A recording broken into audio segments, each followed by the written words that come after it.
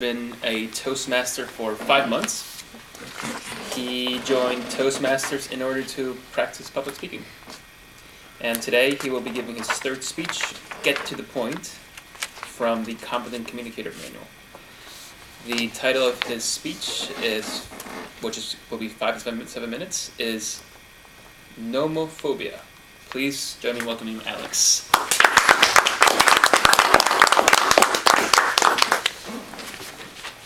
Normal-phobia is anxiety with separation from cell phones. It's different than xenophobia, which is from aliens in the spatial galaxy and above or whatever that is.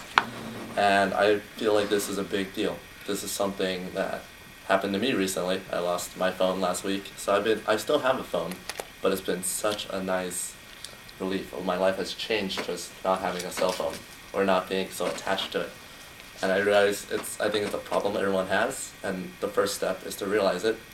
I think it's a really big deal because people will say, like, I can't live without my phone. It's like, I don't have any air. Well, but you could live without a phone. We all live without phones. It's like, you can't compare it to I can't live without drugs, something like that. There are a lot of fines these days.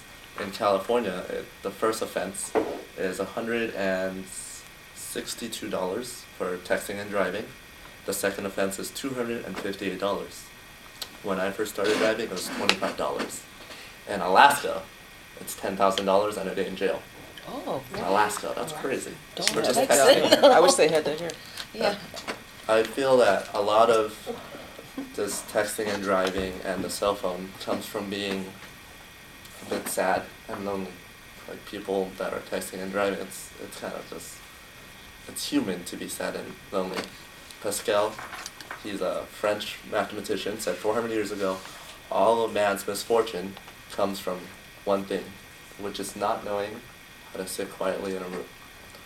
I feel that texting is so complicated when you think about it. It's not exactly fun, it's kind of depressing.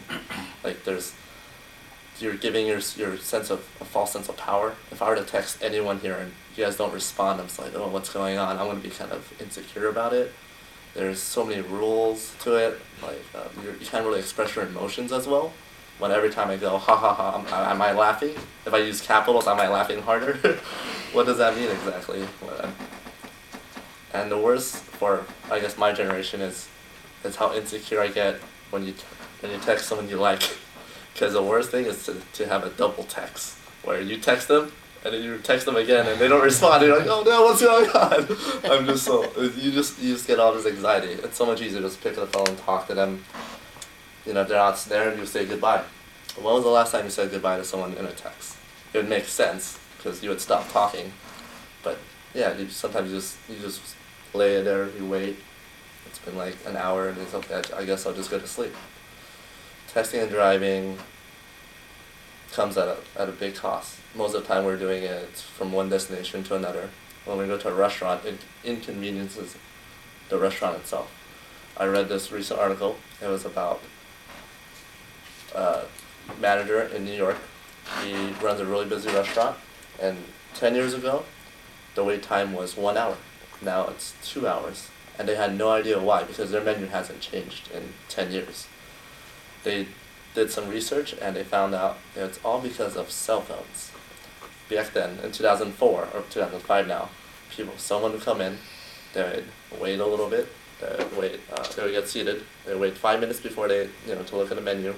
They would order after talking to the waiter, and that would take about 10 minutes for the food to come. After the food comes, they eat for about 30 minutes, and then the check comes, they leave in 5 minutes. That takes roughly an hour, so that makes sense why it's only 1 hour. Nowadays, it's a whole different ballpark.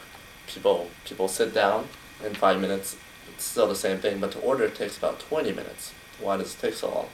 People are on their phones, they're checking in, they're trying to get the Wi-Fi password, they're taking pictures of themselves, they're asking waiters to take pictures of the group, all these things.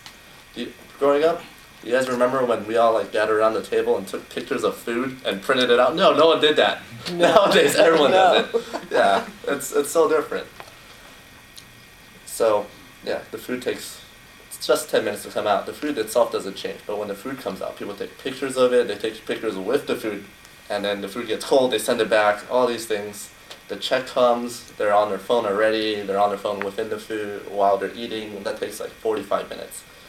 From being an hour in 2005, it takes roughly an hour and a half to eat now, and then 30 minutes for random texting and walking while you bump into a waiter or whatever happens. There's so many more distractions.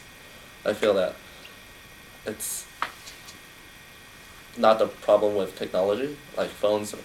It's always going to be in our lives. It's changed how we communicate forever, but how we could deal with it, and our perspective is something that'll make things, that'll improve the lives of others around us. With the past week, I have no phone, so when I talk to people, it's all me.